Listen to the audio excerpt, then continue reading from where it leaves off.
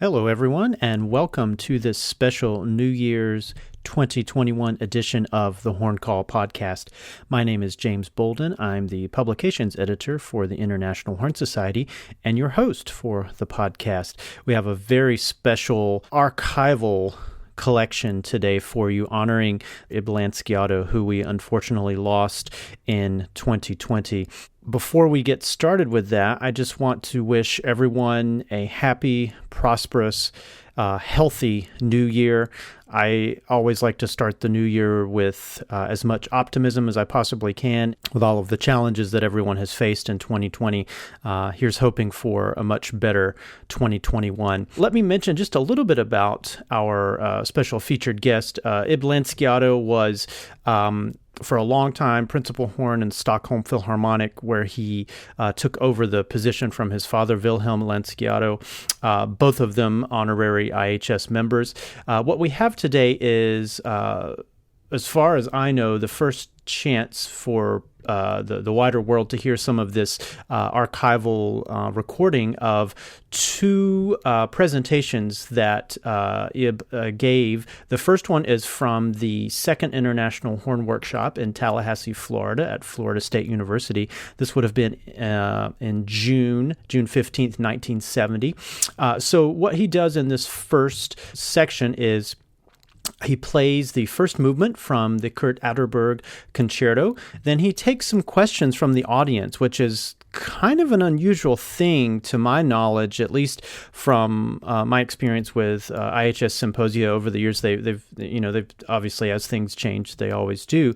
But this is really kind of interesting, and the audience asks some very interesting questions of him. Now, this, you have to understand, this is an audience that would probably not have been very familiar with the soloist.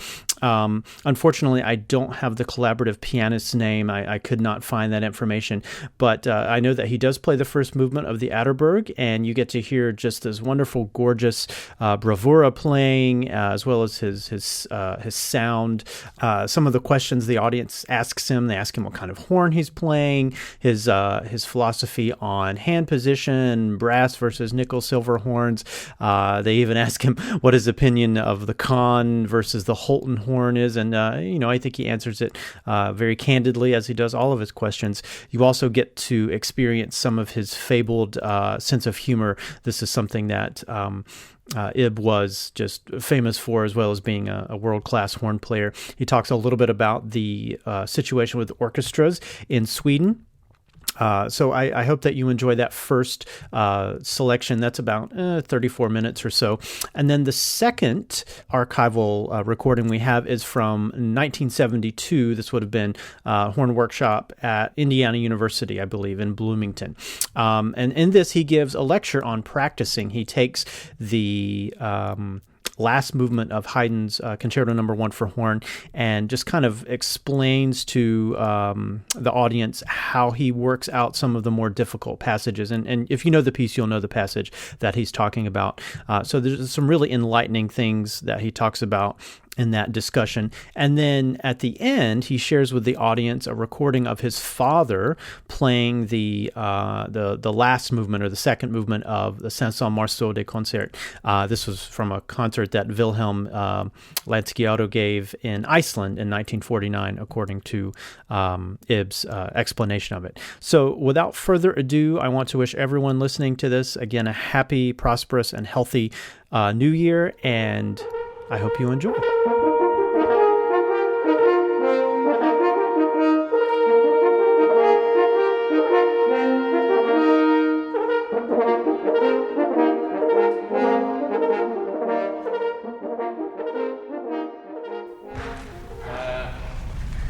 I think I should like to go straight ahead.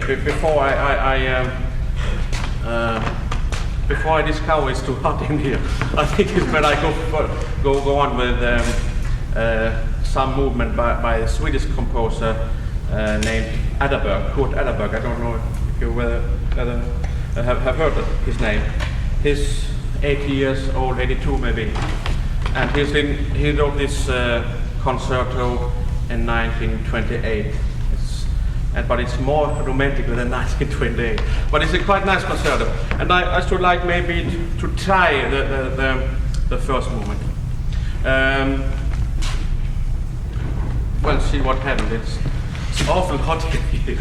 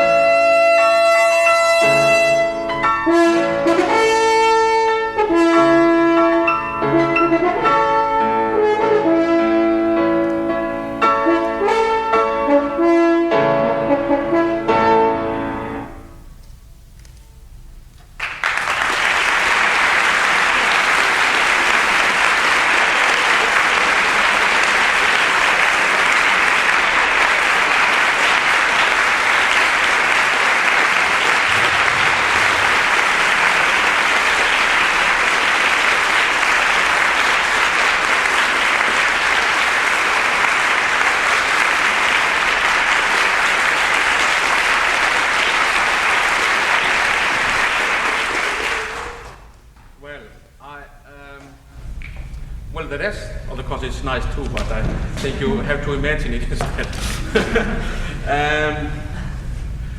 Have you got any questions or something like that about, well, about horn playing? I suppose somehow you are horn players. Yes? What kind of horn is that? It's Alexander. Just a minute. Yes. It's an Alexander compensating horn. So that means it's a full B flat horn, but not and the double the F horn goes first through all the B flat horn, and then they are separated small slides for each well to the F horn. Yes. Does it have 2 triggers? Pardon? Does it have 2 triggers? I don't understand that last word. Oh yes, two of them. There are 2 of them. There are one for the F and B horn, of course, and then there's for an A horn. That's it's good to use for some reason. It's more about fingerings and so on. If it's too difficult for that, you can use the thumb here and have, for example, I like to use the first Mozart as an example. You know, when you go to the N, how is it then?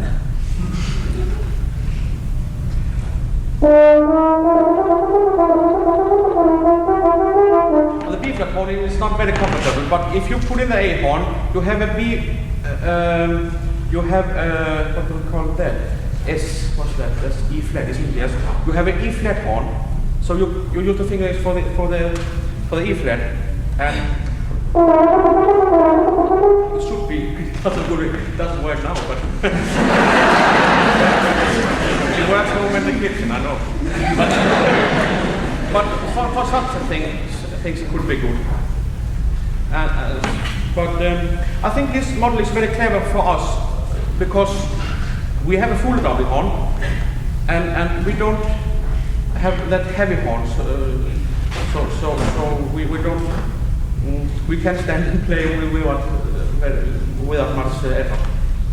I think it's quite clever model.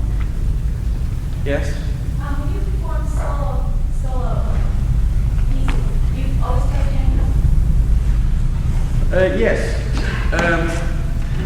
Just for one reason. If I sat down, people would believe I couldn't stand.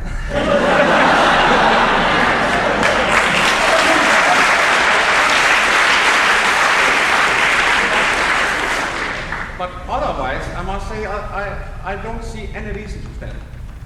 I don't see any reason to stand. I think it should be just as good to sit down. And that's the crazy thing. I always, when I'm playing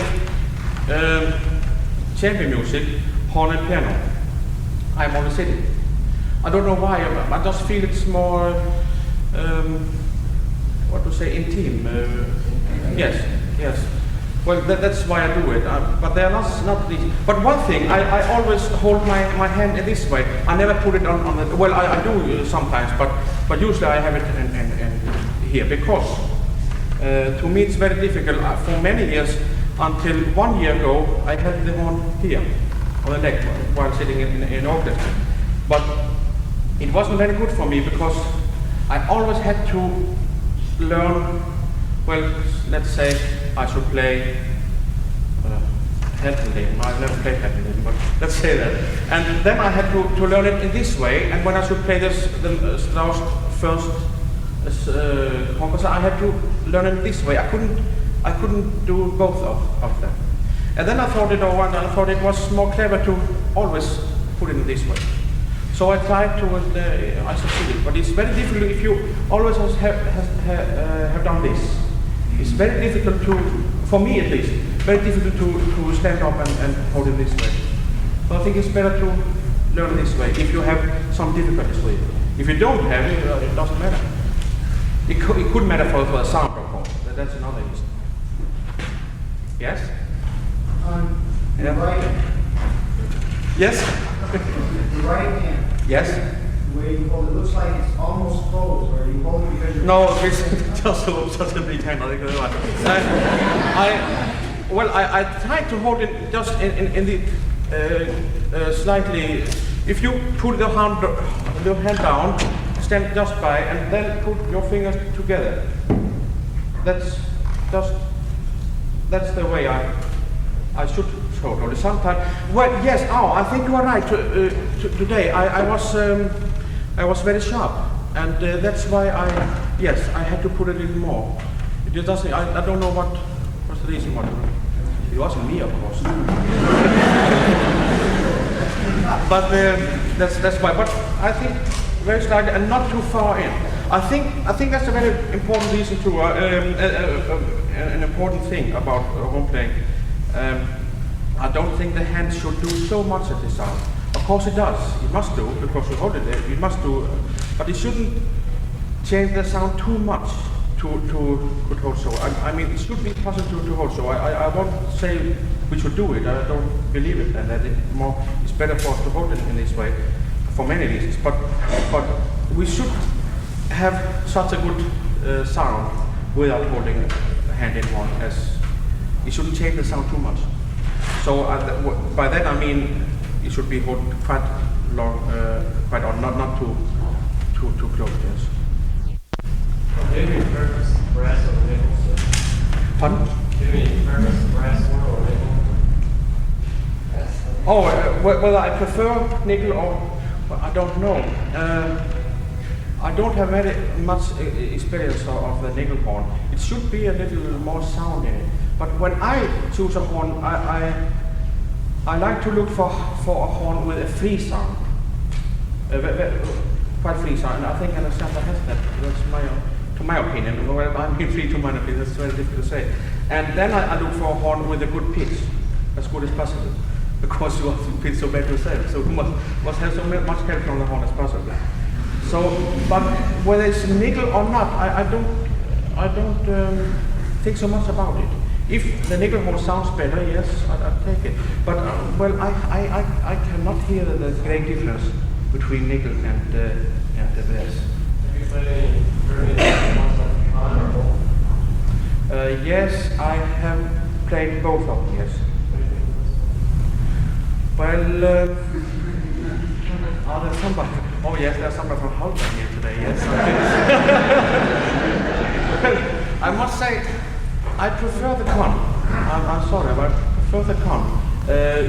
To me, it's more. But I just tried 2 con and 1 Halden. That is not a great experience. But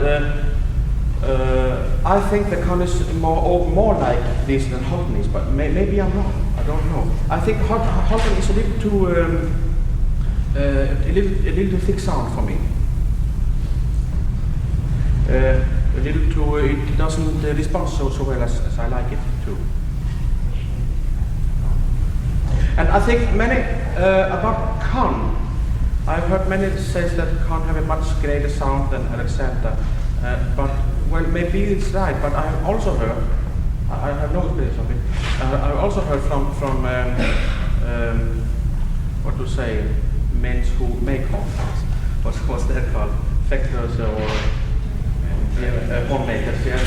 That if you go away, while sitting in an audience like you are there and I'm playing here, there are no difference about the great or less great sound in Alexander and Con. But if you are close to the Con and Alexander horn, the Con will seems to be a bigger sound. Yes? Do you think that possibly by holding the horns the way you do helps it to resonate together? You know, not against the like without contact, not You mean if it should respond better holding so than so? Well, theoretical way it should be better so, but I think we already have so much hand in it, so I don't think it's such a great matter. And, I don't. Well, I have to do it by myself. So that's. But I think it's not a great. I mean, if we had, let's say, we took the horn here, and we had it this way, it would be a great difference maybe to handle so or so. You understand? But while we, since we already have the hand in here and stop on the waves or what? Yes, the bell. Yes. Then I think it's not a good. Well, that's also again what I think. I mean, I don't know anything about it. Somebody else? Yes? Although you and the pianist are both excellent musicians, it baffles me a little bit when you're back to the pianist as you're playing there. How you establish such good rapport? I don't understand. How you make entrances and attacks so precisely with the pianist when you're back to him. I was wondering if you had some system of signals or something. No. That must be just no.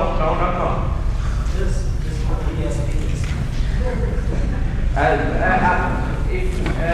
If I wanted to get one more photo video. You don't know my hand works. I just talked to someone this morning. I can't hand work them. I don't understand how to use them. How do you know when the pianist is going to come in, and when does he? How does he know when you're going to? Well, I don't know that. Well, I have not much experience to play with pianists except my own father. My own father is a horn player and piano pianist, and we play very much together. I have never had that necessary to try to get some signs between piano and horn, because he taught me the horn and he taught me music and so on. So we are very close together. Already from that part, I'm a little too lucky of that. So I don't know. But if you mean nowadays between the string orchestra, Mr. Johnson and I, there was nothing special signs together. I think he followed me. I think that was the only thing. Because he had the music, or he had something like a score or a piano part and so on, but you know that's so he had to follow me. I think that's the only thing. Somebody else? You gonna make a record with solos on? Pardon? You gonna make a record with any record? Yes, I have just started to do that. A record with the Hintermid Sonata, where my father is playing, yes. And this last Concertino, I should play. I should have played it by heart, but I haven't started it up yet. I should have done it because we should play it now in Sweden. We recorded it, but I have to wait till after our holiday in August. I'm going to play this on the same record. But that record is not coming out for sale. If you want to buy 500 exemplars of it, it's just for Sweden. What do you do in your spare time? Pardon? What do you do in your spare time? Spare time, what was that? Besides playing horn, what do you do? Oh, just nothing. Nothing? No, sleep. Nothing special. No. I have just one hobby, to keep away from the home. That's the only hobby I have. Yes? You said you were reading music? Did you Pardon? play just now? Pardon? You were reading it? Reading, yes, for the last one I was, yes. Not for the Atterberg. You were staying so far away from it. Yes, for Atterberg. I didn't read the Atterberg. I have played Atterberg once before, so I should know it. Yes.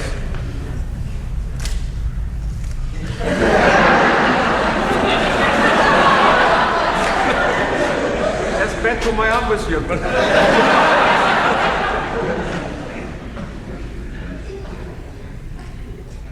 Well, shall I keep smiling? Somebody else? Yes? Could you tell us a little about Stockholm and the orchestra?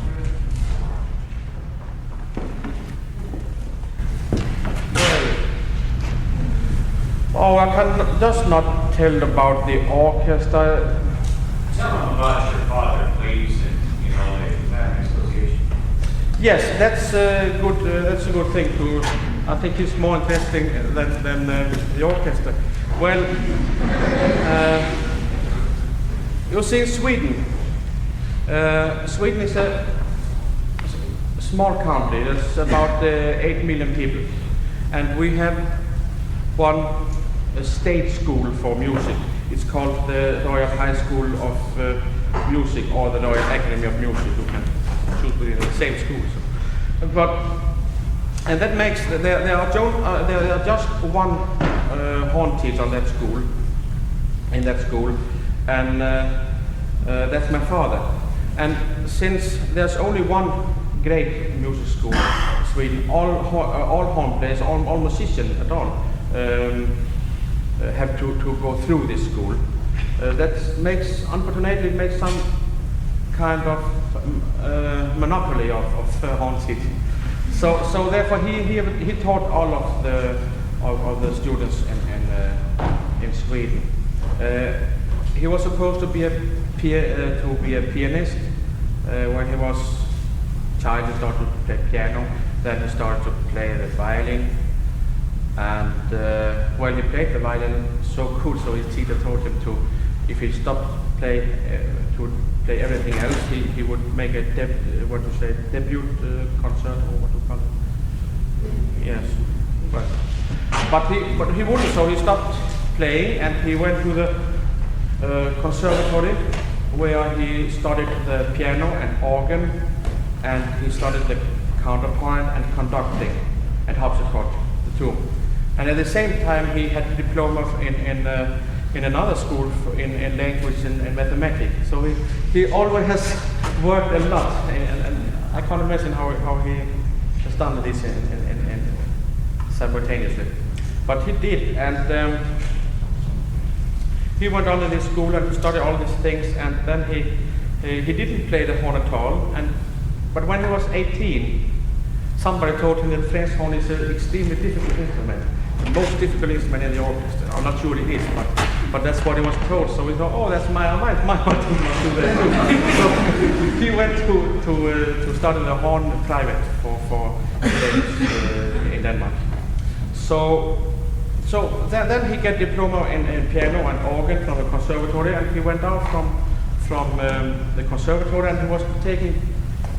As soon as he came out, he was taken to as a solo player in Copenhagen in the Tivoli Symphony Orchestra, and he was very glad of that position because that paid his studies for Robert Casadessus in Paris, where he spent a year of his life. So he played there the horn, and he played just piano at the same time, and he stayed in Denmark until 1946. Then he went to Iceland, where he spent 6 years of his life teaching and piano, and also playing the horn in the orchestra. There's nothing special more. He played with Atterberg in Iceland and the Otto Circle, and he was asked to go to America to take a position in Atterberg's chamber, but he couldn't live by that position, so he couldn't be something of it. So he stayed in Iceland. He conducted there a little and composed a little and so on.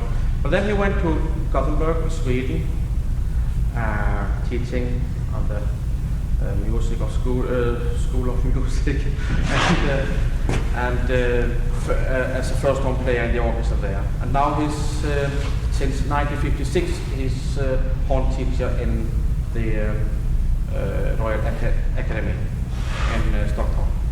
And he taught all of us, and he came with quite a new school, because in Sweden before they played just only the F horn.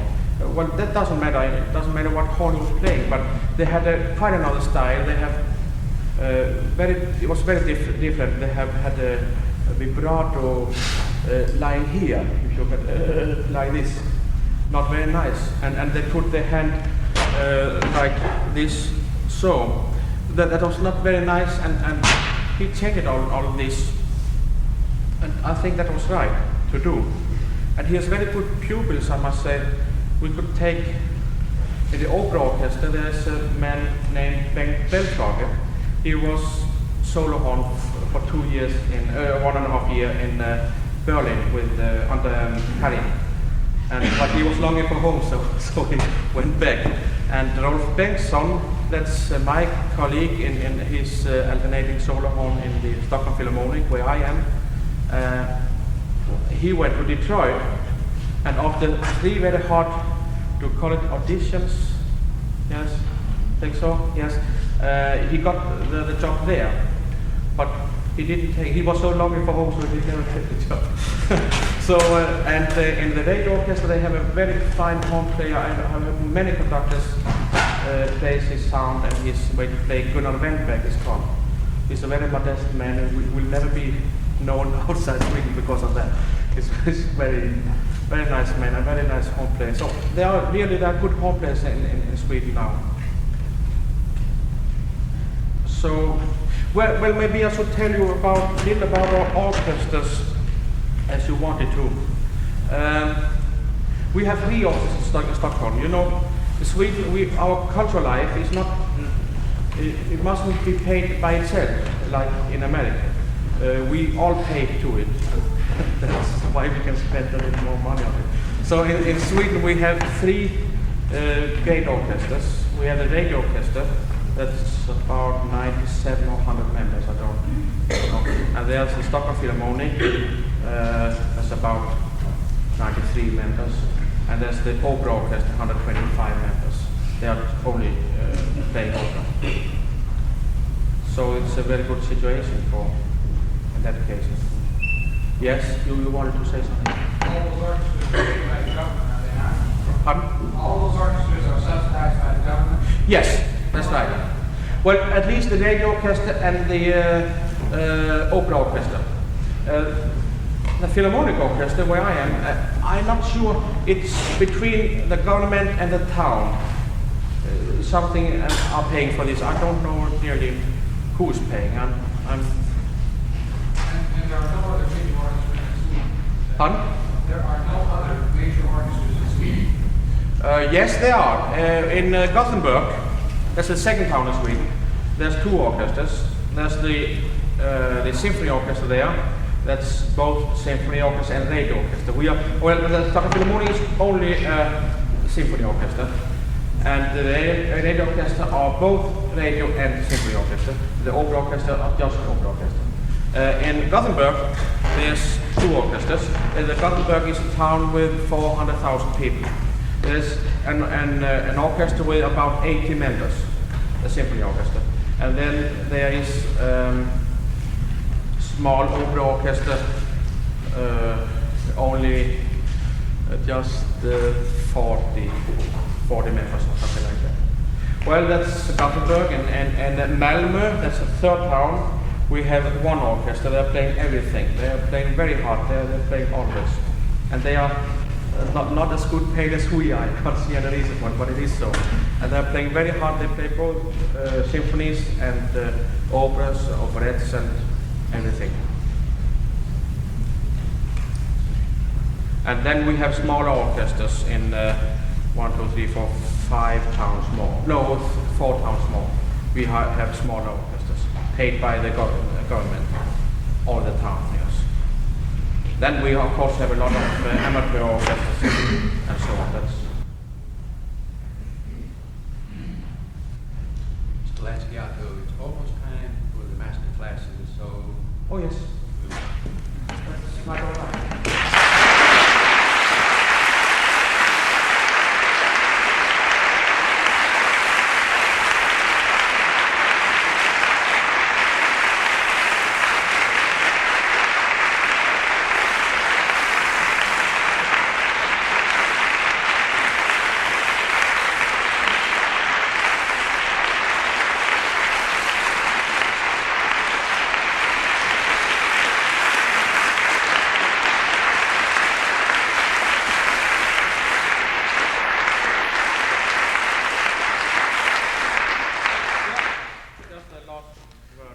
Before you go, do remember that a good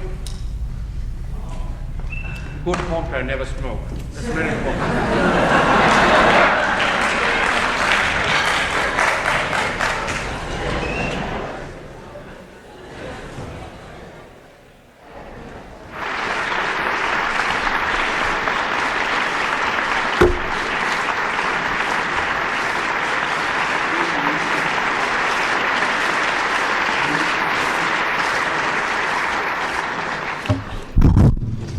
My God, it's working. It's the first time I saw the microphone working. Yes. Can you hear me? Beautiful. So, it's very soon a good coffee break, so we don't talk too much, I think.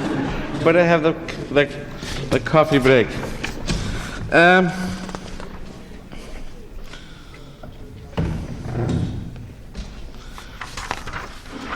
I don't know quite what to start to say, because I know theoretical, I know very well how to practice. The problem always comes to me when I have to prove it. And for that reason, I want, in the end of this small speech, I want to play a tape of my father. Those of you who have been here before can leave because you have heard it. But those of you who haven't been here, maybe would like to hear a man who really can prove his own theories. Well, they are not even his own theories, because you've got a sheet of this paper, huh? And if you play the piano, you will see that this is very normal for piano players to practice like this. In all things they have to do, they practice like that. But for some reason, it has never been very common to do for horn players. My English is terrible. I hope you will understand a little of it at least. I took out one passage which is to me extremely difficult, and in fact I can't play it. But you know where it is from the Haydn first Concerto. That's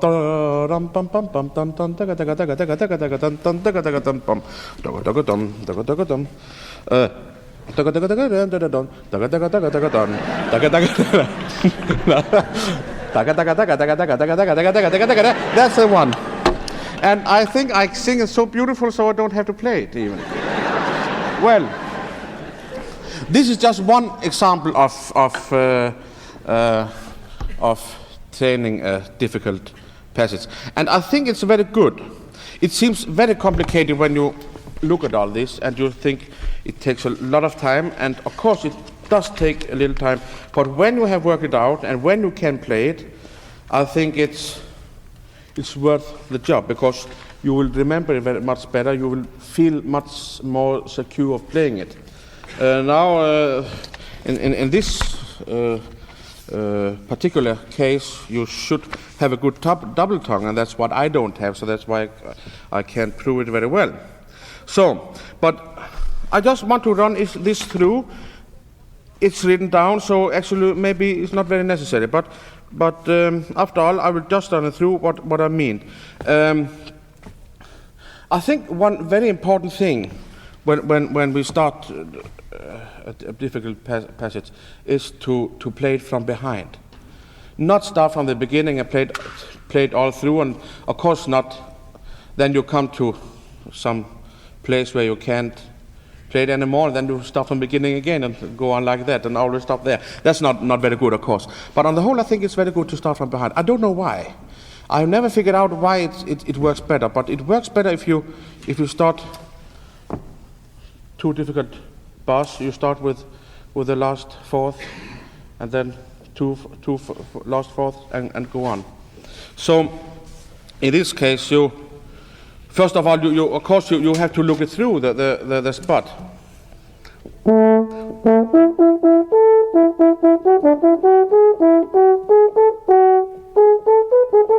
You know, just to see what it's like, huh? And then I think you should start with as I've written down, start with the last bar. Just these two. And now comes the different rhythms. And you have a rhythm pattern you take from this page. So you start, this is a rhythm with groups of 4 notes. So you start to pick up rhythm number 1, which is bam, bam, ba, ba. And try to work with that. And with a metronome, I believe in a metronome. I really do. My father always says it's our most, severe master. That's the metronome. Let's see if it works, this one. Oh, it's marvelous. So you you start, for instance, that slow.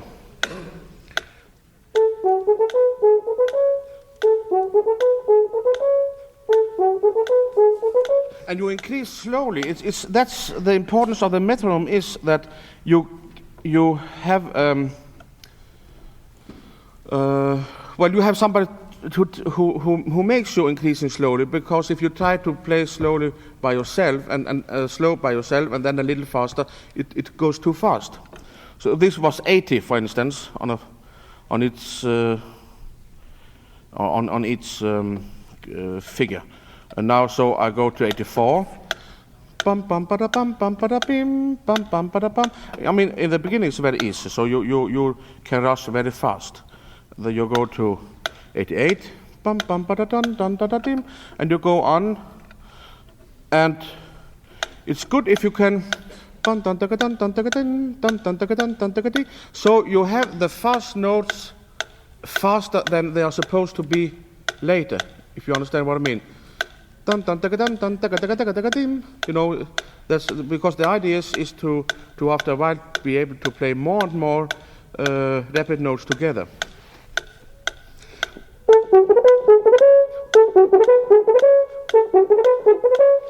I think that's absolutely the top you need. You don't need even to. In this case, I would go from 80 to 104 or something. I think so.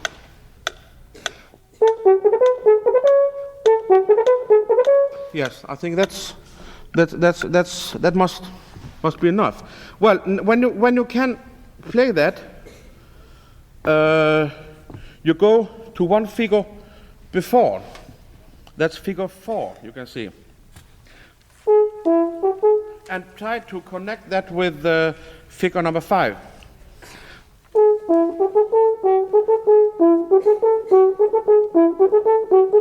Still with a metronome, you start again, you start here, down here.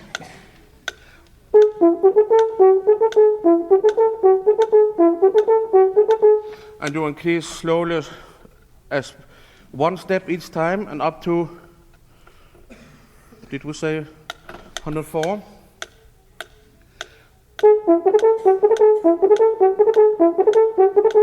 And then you try to put them together. Maybe you start a little slow, dun dun dun dun dun dun dun dun dun dun dun dun, and then you take all of them. Yes. Hello. You know, like that, and to until you feel secure. Then you go. Take number 3 and number 4 together. Dun dun dun dun dun dun dun dun dun dun dun dun dun dun dun dun dun dun dun, and then you go through figure 3 through figure 6, dun dun dun dun, and so on. This is it doesn't take that long time. I think it takes shorter time than I'm explaining all this. What do we do then? I haven't read this for some days.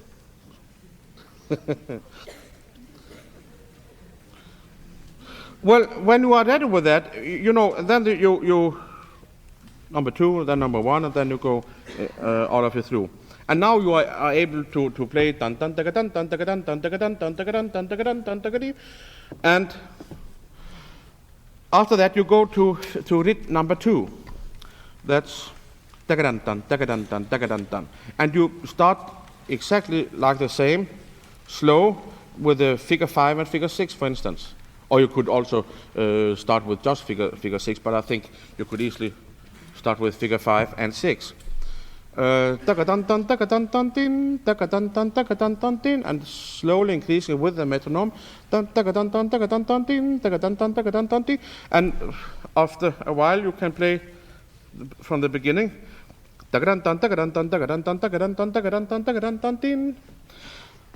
Then you go to the rhythm number 3, which is I think it's a good one. It's not that important because you can connect this. Like you will see later, we try to use group 1 and 2 and 2 and 1 together. That's some. But try to this read 2 number 3. That's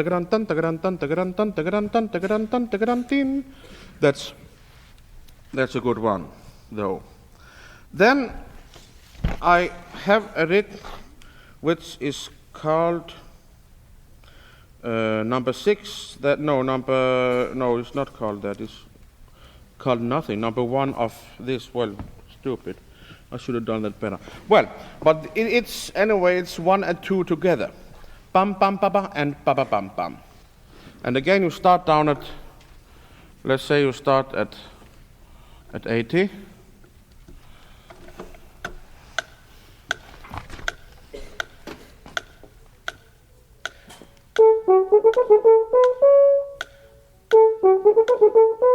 It's figure 5 and 6, huh?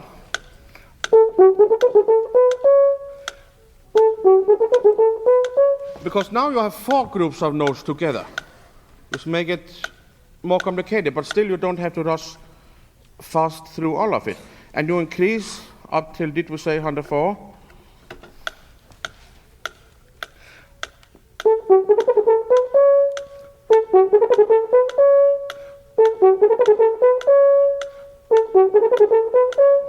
So on. And you do the same, the next figure 4 and 5.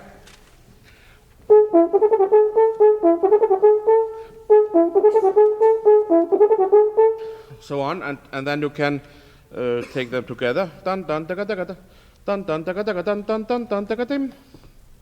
Is that right? No, it's not right, because you have to. In this case, you have to start figure 4. Badadam bam. Yes, that's true. Because you have to have four fast notes together, and figure 3 should be the group from group number 1, bam bam bada, and figure number 4 should be from group number 2, bada bam bam.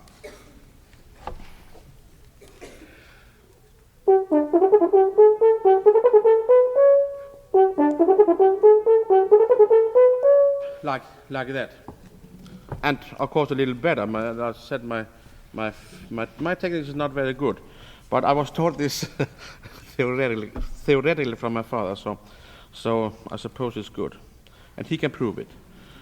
Well, and after a while you play the entire passage.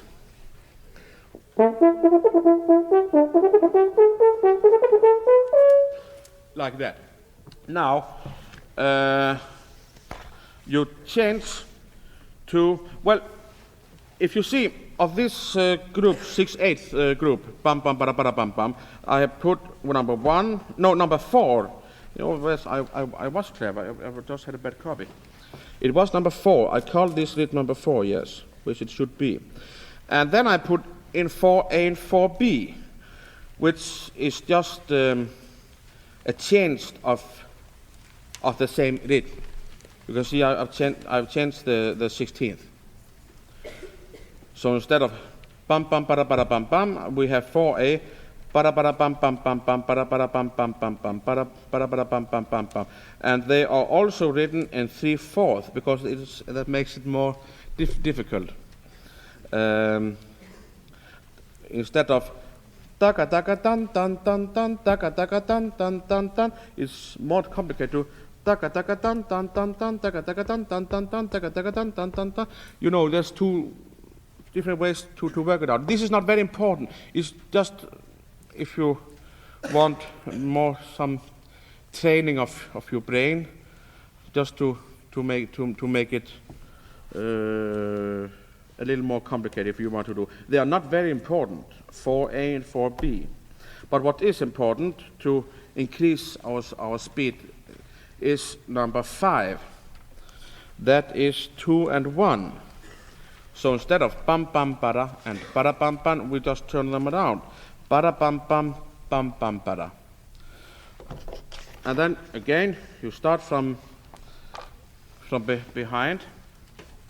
figure 5 and 6.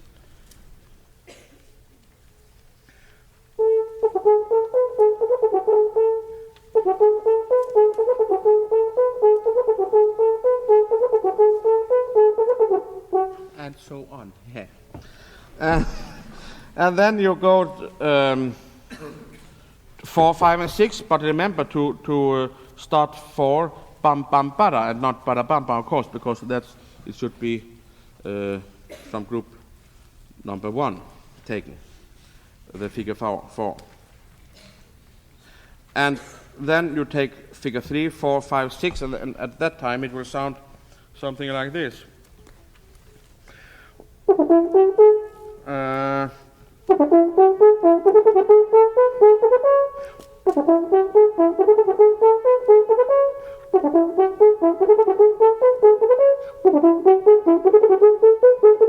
I don't know how fast I am up now, but we set 104, did we?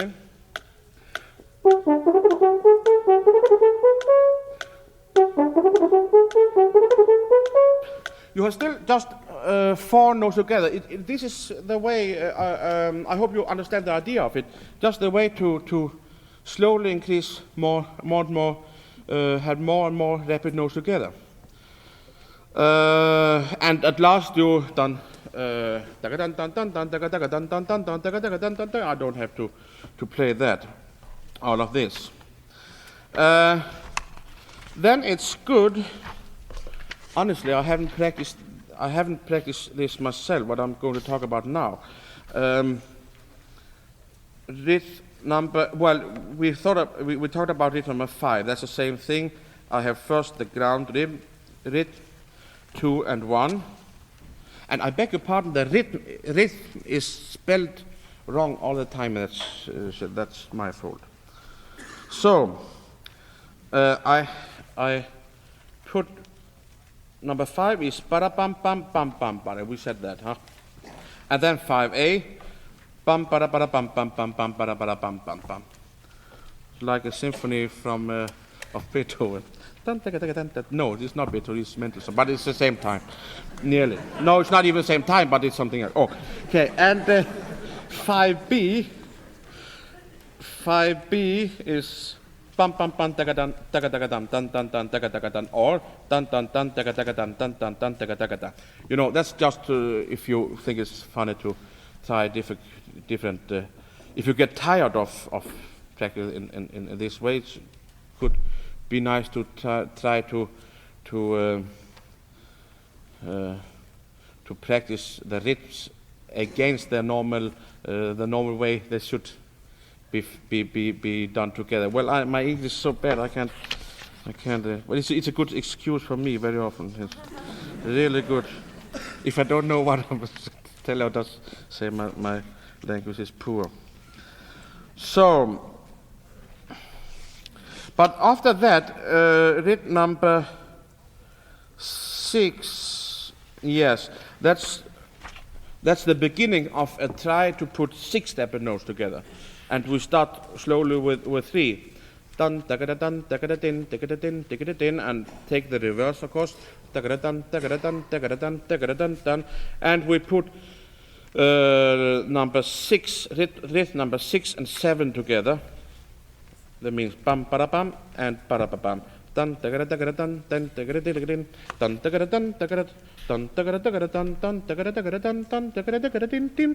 and number 7 and 6 together. That's the reverse.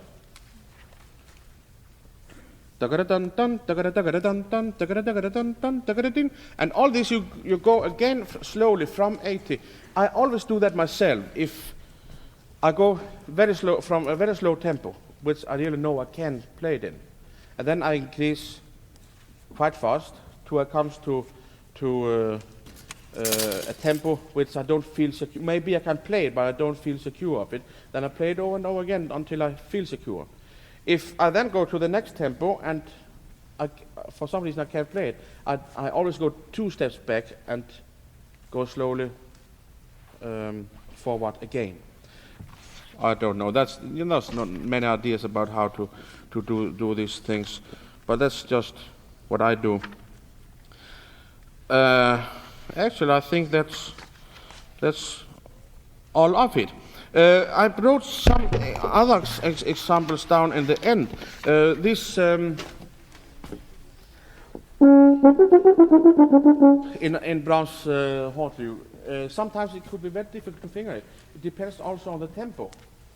Sometimes you have a slow tempo, pop, pop, pop, pop, pop, pop, pop, pop, pop, pop. Then it's not that difficult. But sometimes you have a virtuoso on the piano and the violin. They want to show all the kind of technique, and then you have to try to follow them.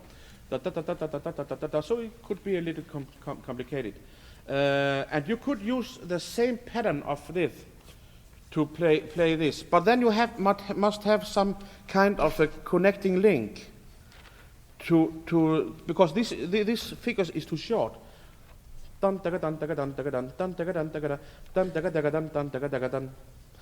are too short to work with over and over again. So as you see, I put one note. The next last note is not in the music. It's just a collecting, some kind of connecting link to make them together, to work them.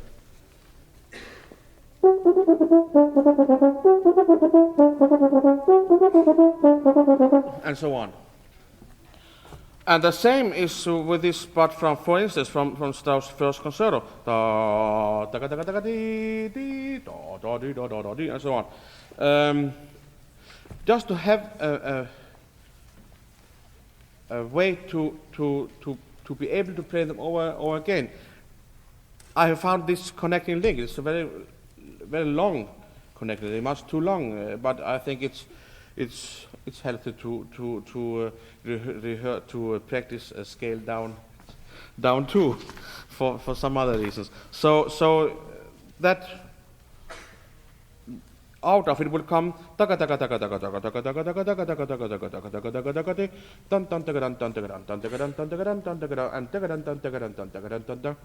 so that's the whole idea. Some bad fellow back told me that I have to prove that I can play this myself after practicing like this, so I have to do a try. I'm not very happy about it because I actually can't do it. Because my double tongue is just not very much to talk about. And they asked me if I have heard Barry Tucker's record of it. Oh yes, I said. I don't like that tempo, it's too fast, it's unmusical.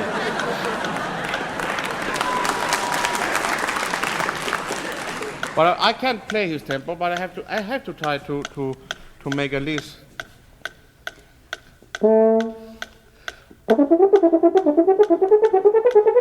No, that must be fast, I think. Barry, did you bring a horn? Where is he? He's sitting down.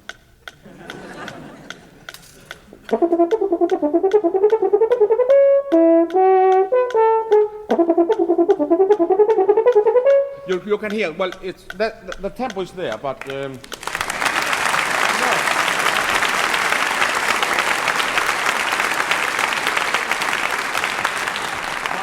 The thing I can't do is I don't have that lightness on double tongue, so like better. I don't know if we have time. I should like to listen at least just to the last movement of Sing Songs. I'm sorry, I said first, but unfortunately I think we can't do it. We must have coffee. You know, my father made this Morceau de Concert, what it's called, Concertstück in German, by Sing Songs in Iceland in 1949 as a living performance and a living broadcasting, not with public, but it was not taped and sort of things. And that's the only thing there are from my father's playing from earlier days when he really was in shape and so on. And that's why I should like to play it for you, because he made all of this actually. So, and he has proved that he can play it. I would have liked to play the first movement too, because it's for some reason it's very nice. It shows his musicality and so on. The last movement actually just shows his technique and nothing else. And remember, this is a tape from Iceland, 1949, so it's not stereo. And it's not even Breitklang, it's nothing. It's just quite plain, technically. Okay. No? I have to talk more. Beautiful weather today. So nice. I saw the sun. I saw the sun actually today. Yes, it was so good. Where did I see the sun?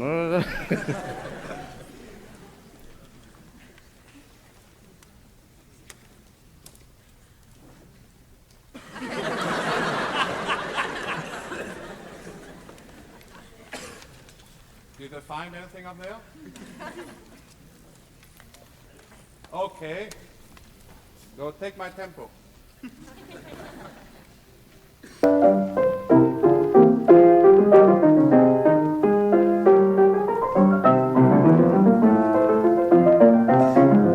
Beautiful office, isn't it?